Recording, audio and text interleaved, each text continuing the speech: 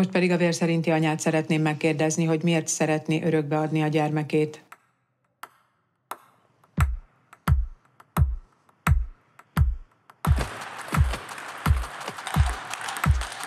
Labilis édesanyámmal és kisugommal nehéz körülmények között élünk.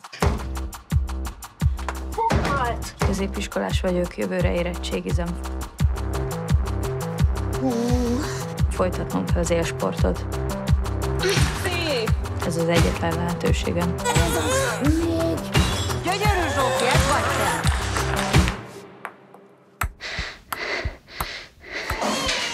Zsófia, hogy fogják hívni a babát? Hanna.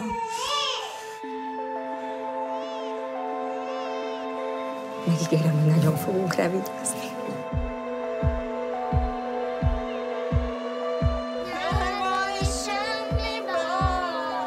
Kisbabának nem kell sok. Te már csak tudod. Igen, én már csak tudom, képzeld el. Ősszel Európa kupa, jövőre érettségi, aztán felvétel.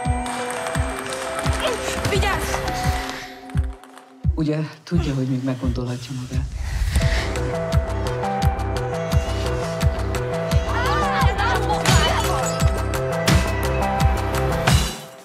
Ez a dokumentum a születést követő 6 héten belül válik jogerőssé.